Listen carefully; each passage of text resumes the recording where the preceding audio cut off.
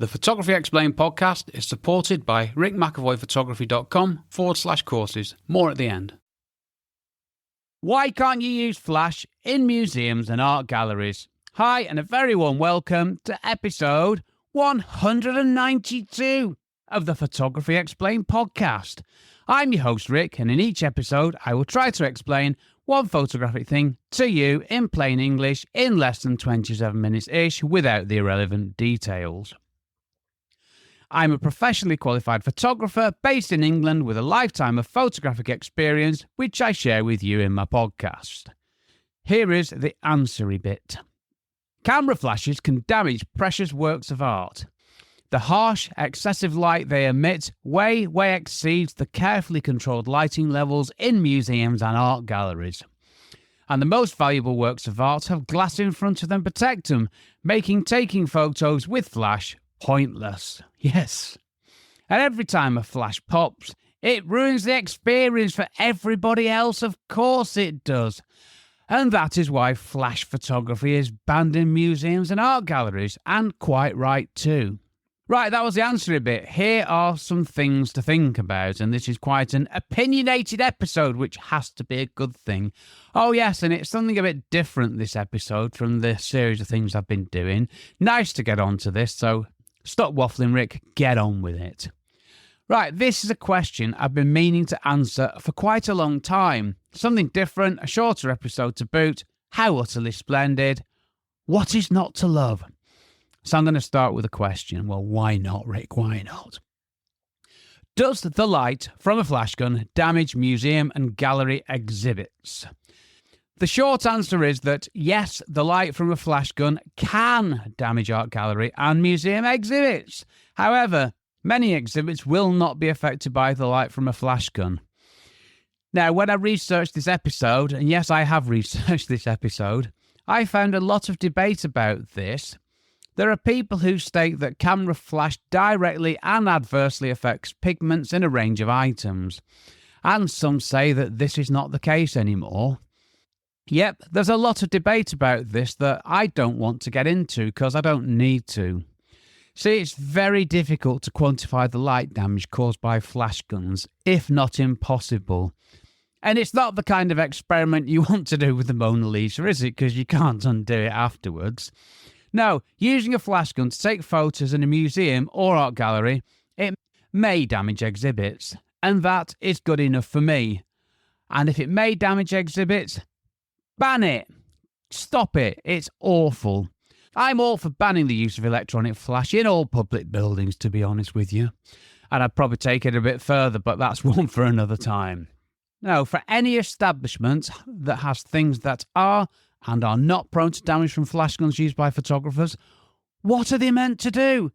Have a sign saying you can take flash photos of this item, but also signs saying you can't use flash to take photos of that item.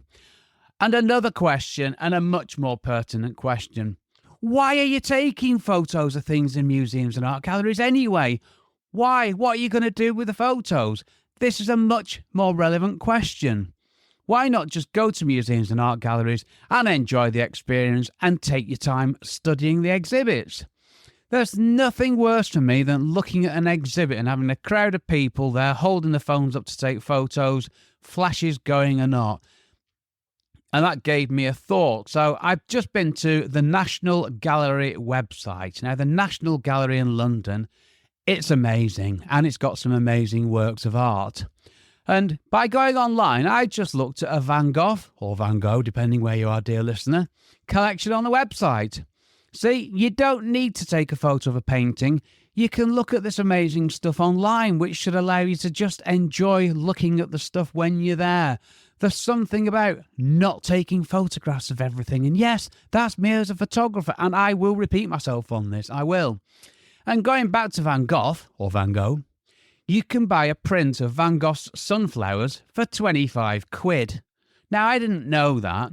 25 quid, you can have your own Van Gogh in your house. How fantastic is that? And that's even less reason to take a photo of a painting. Now, I shouldn't say this, but you could probably take a screenshot or snip it and transfer it to your phone, and you still have a better photo than you'd have taken with your phone, with the flash. And you wouldn't be annoying everybody else either, would you? But no, there are queues of people all taking the same photo of the same thing. Now, I told you this was an opinionated episode. This thought actually annoys me. Too many things in life these days are spoiled by people holding phones above their heads and all taking the same photo that they'll probably never do anything with anyway. With flashes or the phone equivalent hopping all over the place. And even if the flashes aren't popping, all those phones with all those screens with the same thing on. It just annoys me. There's more to life than everybody taking the same photo, surely. Going back to art galleries, I'd rather I could stand in front of a painting and just look at it myself. What is wrong with people? There's an obsession with taking photographs of everything. Sorry, I better get back to my script, hadn't I? I'm getting a bit ranty on this one. Okay, as a great example, what about that picture of the Mona Lisa? Enigmatic and all that. The Mona Lisa is one of the most famous paintings in the world, painted by Leonardo da Vinci some time ago. No, I didn't research the date because that's not relevant to the point here. Now, it's in the Louvre. I think that's how you pronounce it, in Paris. And I've been there and I have seen this painting. The Mona Lisa is behind bulletproof glass. So you take a photo with a flash gun, what are you going to get? You're going to get a big blob of white light, aren't you? Your photo's going to be rubbish. So there's no point photographing the Mona Lisa with a flash gun. And any person who uses a flash gun is making it impossible for everybody else to take a photo, which, on reflection, isn't a bad thing. And I'm sure you can buy a print of the Mona Lisa from the Louvre or online. So there's no point taking this photo. There is no point at all. And yes, you can see it online. And this glass screen protection thing, there's many other works of art. So any painting, anything that's got a glass screen protecting it, you can't use flash anyway. So that's a good thing. And it's a bit of a nasty thought to me to say, but if you're going to take a photograph of the Mona Lisa and you're using flash, you're going to get a big blob of white. Your photo's going to be rubbish. And no, I'm not going to say that. I was going to say, and I'm happy with that. But that's a bit harsh, isn't it?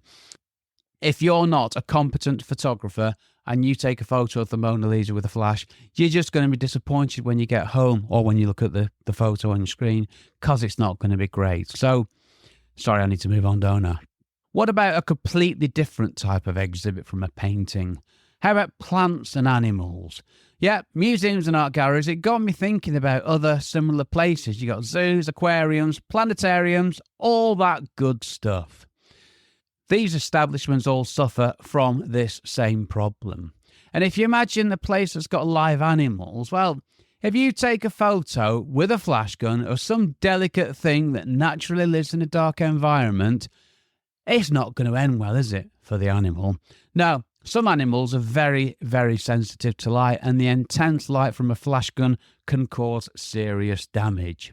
But if you think about it, if you're in a dark room and somebody pops a flash in your eyes, you're not going to be happy, are you? I mean, would you take a photo of a lion using flash? You wouldn't out in the open, would you? Because the lion would come for you. No, you'd hardly expect the lion to be happy with that, would you? And yes, lion was the first animal that popped into my head. Okay, and what about those other animals? People. Yes, what about us humans? Well, we are the source of the problem of flash photography in museums and art galleries, so there is a certain irony to the fact that the only people being affected by us humans taking photos with flash guns are us humans. Yeah, and the other animals, of course, but I've already covered them. No, it's just a matter of common courtesy, really, isn't it? Everything about this tells us that using flash to take photos in museums and art galleries, and indeed in many other places, it's downright rude, selfish and disrespectful. There, I've said it. And that's not just me being a miserable old git. No, it's just down to plain good old-fashioned respect for others. Talking of others, staff in galleries and museums.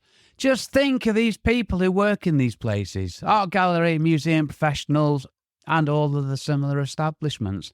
Now imagine working all day in some controlled light environment, but having your day constantly interrupted by the blindingly bright flashes of cameras. No one should have to go through that. No one. This shows a complete lack of consideration for the museum staff. And even worse, tour guides. Tour guides will probably experience this flash-popping nightmare more than most, and that's while they're guiding people around these places, so even worse for them. And we can broaden the thinking a little bit more, can't we? Surveillance cameras. Flashes popping all the time are hardly going to help security guards, are they? Now, these folks who provide a very valuable service, protecting those precious exhibits and, of course, us, let's think about them too. Imagine trying to find an incident on CCTV footage amongst endless flash pops. A nightmare. And phone photography, it brings new challenges. Before we had phones with cameras, we had cameras. And people into photography had cameras. And people who wanted to record a holiday had cameras. And that was it. I remember being in the significant minority taking photos with my camera in various public places. But these days, everyone has a phone with a camera, it seems. And everyone, it seems, is taking the same photo of the same thing. Now, what is the point of this?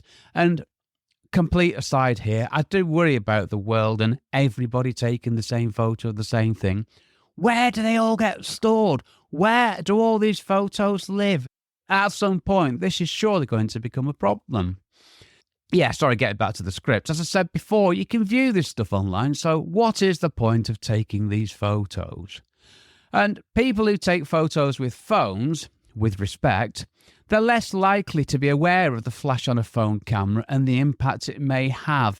So phones have compounded the problem massively and given flash guns to the masses without their understanding of the implications. No, I'm not anti-phone, it's just this is an issue. And I'm sure you've all experienced this, where you've been stood looking at something and everybody's got the phones held up and all you can see is everybody else's screen of the thing that you're trying to look at. I hate that.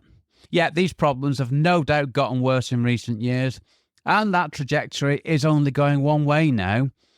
At least a photographer with a flash probably has an understanding of what they're doing and also of the impact on others of what they're doing, and the technical capabilities to take a decent photo with a flash gun. I'm not that person. I hate flash. Right, the talky bit. Blimey, I got quite angry writing this. I really did get angry, and I still am. I love photography. I really do. Of course I do. I love museums and art galleries. I absolutely love them. I love them as buildings, of course, but I also love them for what's in them and what the people in them are trying to do, which is to preserve all the wonderful stuff they hold so we can enjoy it all. And it's not just me being miserable, it isn't. It's me thinking of everyone and those precious things that good folks are trying to preserve for us to enjoy. I'm going to ask the question again. Why does everybody have to take photos of everything? Yeah, that's me as a photographer talking. What are you going to do with the photos?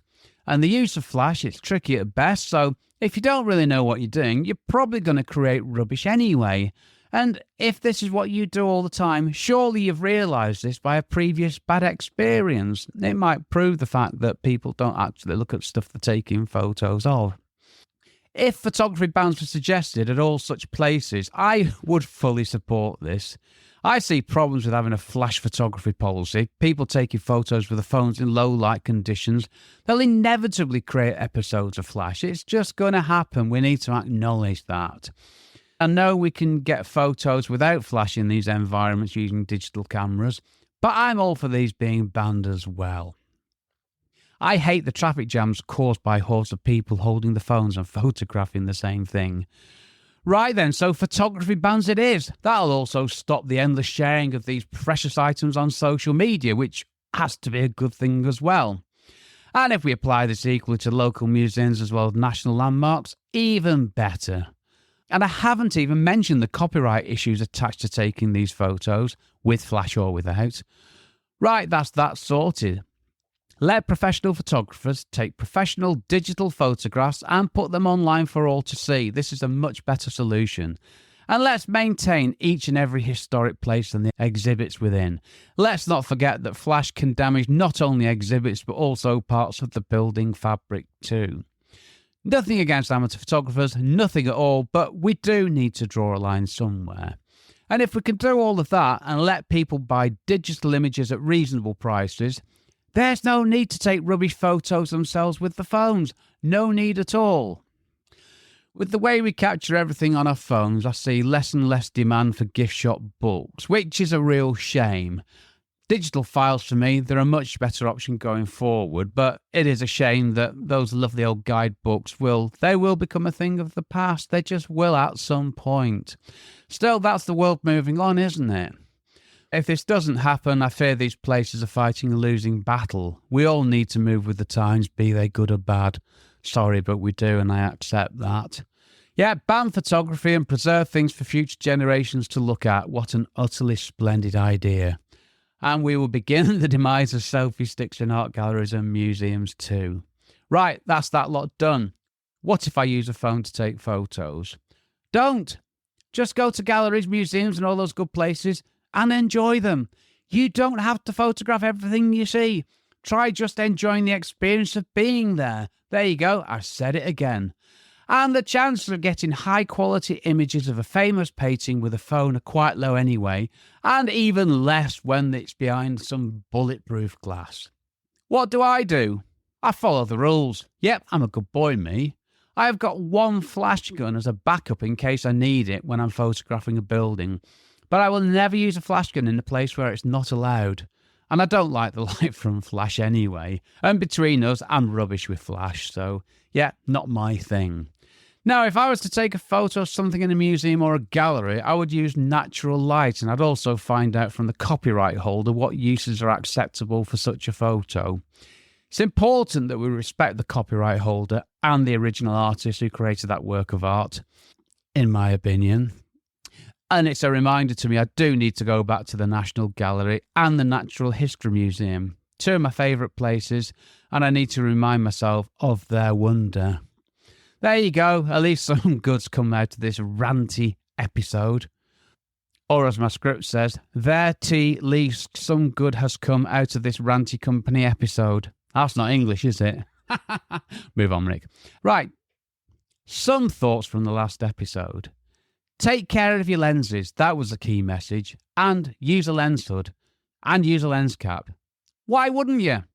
Lenses aren't cheap, and they contain glass and moving parts, so they need looking after. Next episode, how do I clean my camera sensor?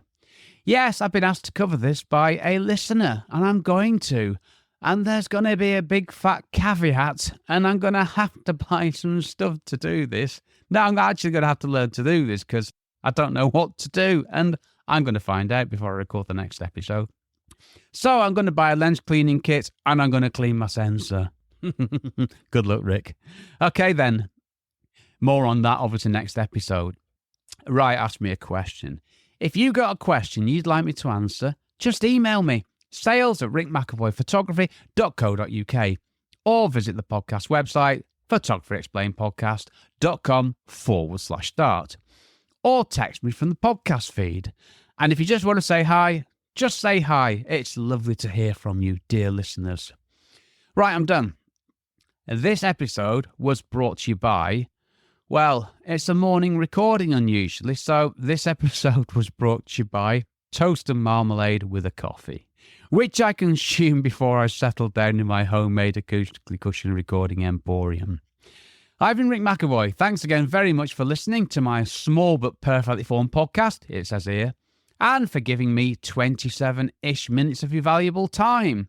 Yeah, I've said what I wanted to say, and after I've edited out the mistakes and the other bad stuff, this episode will be about 20 minutes long, much shorter episode. And it's going to be less than that if I've got too much rubbish to edit out of it. Anyway, I hope you've enjoyed this episode, which was something a little bit different, but something I wanted to get off my chest for some time now.